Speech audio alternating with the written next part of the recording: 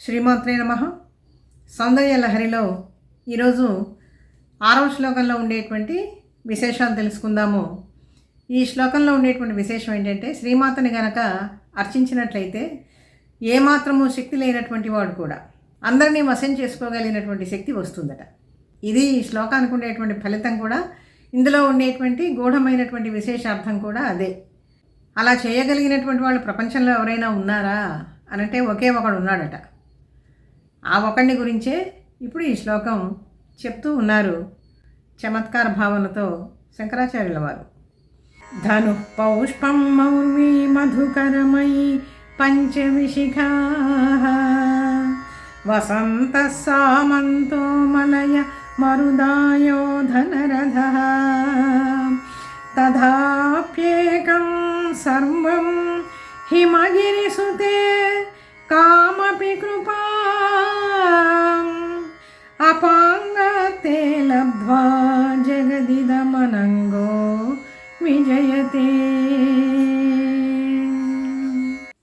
ఈ శ్లోకంలో చెప్పబడినటువంటి విశేషార్థం ఏంటంటే, కనీస అవసరములైనటువంటి శక్తి కానీ, సామర్థ్యం కానీ, సామగ్రి, సాధన సంపత్తి ఏది కూడా లేకుండా అమ్మవారి కరుణా వీక్షణాలకి ఎవరైతే నోచుకుంటారో అటువంటి వాళ్ళు జగత్తును మొత్తం కూడా వశం చేసుకోగలిగినటువంటి సామర్థ్యం కలిగినటువంటి వాళ్ళు అవుతారు కదా అని చెప్పి అంటూ ఉన్నారు. ఆ విధంగా చేస్తూ ఉండేటువంటి వాడు ఎవడో ప్రపంచంలో అందరినీ కూడా అంటే, బంటు నుంచి రాజు దాకా కూడా మన్మధుడు. ఆ మన్మధుడు ఆయన దగ్గర ఉండేటువంటి సాధన సంపత్తి ఏమున్నది? ధను పౌష్పం మౌర్వీ మధుకరమయ్యి. ధనుసు చూద్దామా, పువ్వులు సూర్యోదయంతో వికసించి సూర్యాస్తమయంతో వాడిపోయేటువంటివేమో పూలు. దీన్ని ధనుసుగా కలిగినటువంటి వాడు. ఇక మౌర్వి అంటే మింటి త్రాడు, అల్లె త్రాడు. అది దేంతో చేయబడింది? తుమ్మెదల బారు. పంచవిశిఖాహ. ఇక బాణాలు కూడా చూద్దామా అంటే ఆ పంచబాణాలు కూడా అవి కూడా పూలే. చాలా అల్పాయుష్కుడైనటువంటి చెలికాడిని తోడుగా పెట్టుకున్నాడు. ఎవరా అల్పాయుష్కుడైనటువంటి చెలికాడు అంటే వసంతుడు. వసంత ఋతువు రెండు నెలలు ఉంటుంది, కానీ ఈ రోజుల్లో 2 నెలలు కూడా ఉంటల్లా. అసలు వసంత మాసం ఏమిటో కూడా మనకు తెలియట్లా. ఎప్పుడు కూడా గ్రీష్మ ఋతువే ఉంటా ఉన్నది. అటువంటి సందర్భంలో చాలా అల్పాయుష్కుడిగా ఉండేటువంటి వసంతుణ్ణి తోడుగా పెట్టుకున్నాడు.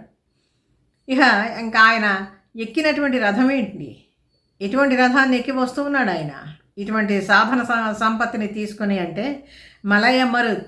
మలయ మారుతాన్ని రథంగా తీసుకుని వస్తూ ఉన్నాడు. అంటే గాలి, వాయువు ఏమాత్రము నిలకడలేనటువంటి ఆ గాలి అనేటువంటి రథాన్ని ఎక్కి చాలా అల్పాయుష్కుడైనటువంటి స్నేహితుడిని దగ్గర పెట్టుకొని ఈ పువ్వులన్నింటినీ కూడా ఒక ధనుస్సుగా చేసి, తుమ్మెదల బారునేమో వింటినారిగా చేసి, ఆ బాణాలు కూడా పువ్వుల్నే పెట్టుకొని లోకాన్ని మొత్తాన్ని కూడా ఆయన వశం చేసుకుంటూ ఉన్నాడు కదమ్మా. ఇది ఏ విధంగా సాధ్యమైంది అంటే, తథాపి ఏకసర్వం హిమగిరిసుతే.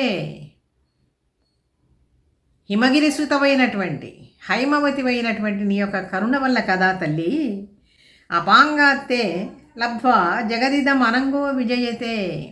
నీ యొక్క అపాంగం అంటే కరుణాపాంగం, నీ కంటి చివరి చూపు, కొస చూపుతోనే ఇన్ని విజయాలు సాధిస్తూ ఉన్నాడు కదా.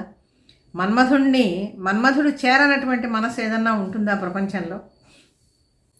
సమస్త ప్రాణుల్లోకి కూడా చొరబడగలిగినటువంటి, మనసుల్లోకి చొరబడగలిగినటువంటి శక్తి కలిగినటువంటి వాడు మన్మధుడు. ఆ మన్మధుడికి ఇంత శక్తి ఎలా వచ్చింది అంటే, అమ్మ నిన్ను ఉపాసించబట్టి కదా, నీ కరుణ ఆయన మీద ప్రసరించింది కాబట్టి కదా అని చెప్పి అంటూ ఉన్నారు ఇక్కడ. అసలు ఆయన శరీరమే లేదు, అనంగుడు. ఒక రూపం ఉన్నదా అంటే అది కూడా లేదు కదా.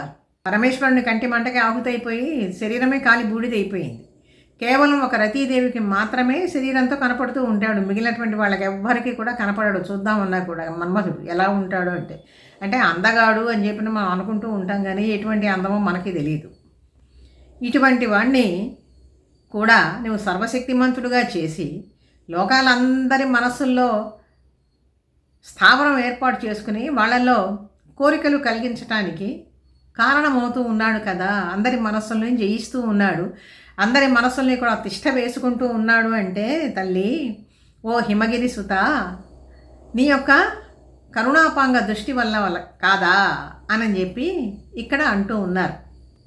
అంటే తల్లి యొక్క కరుణాపాంగము అనేటువంటిది ఎంత గొప్పదో, ఆ తల్లి చూపు ఎవరి మీదైనా కనుక పడితే ఎంత శక్తి వస్తుందో, నేను ఏ పని చెయ్యలేను, ఏమాత్రము శక్తి లేదు అనుకునేటువంటి ప్రతి బలహీనుడు కూడా అన్నింటినీ వశం చేసుకునేటువంటి శక్తి వస్తుంది.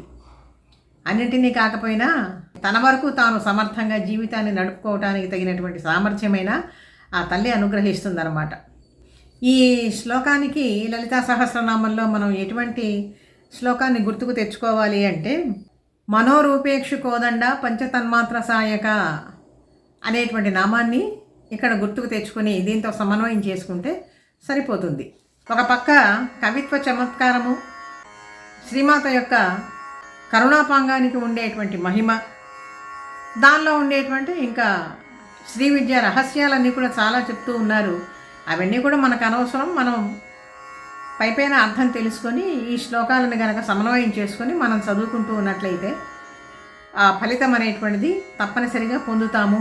తల్లి దయకు మనము కూడా పాత్రులం అవుతాము అనేటువంటి ఒక నమ్మకంతో, విశ్వాసంతో లలితా సహస్రనామానికి ఇవి భాష్యంగా ఉంటాయి అని చెప్పి భావిస్తూ ఈ శ్లోకాన్ని మరొకసారి మళ్ళీ మనం చదువుకుందాం. ధను పౌష్పం మౌర్వీ మధుకరమయీ పంచవిశిఖా వసంత సామంతో మలయ మరుదాయో ధనరథ తథాప్యేక సర్వం హిమగిరిసుతే కామపి కృపా అపాంగాతే లబ్ధ్వా జగదిదమనంగో విజయతే.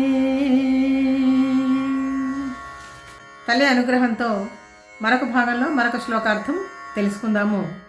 వీడియో నచ్చితే లైక్ చేయండి, షేర్ చేయండి, సబ్స్క్రైబ్ చేయండి. మీ అభిప్రాయాన్ని కామెంట్ రూపంలో తెలియజేయండి.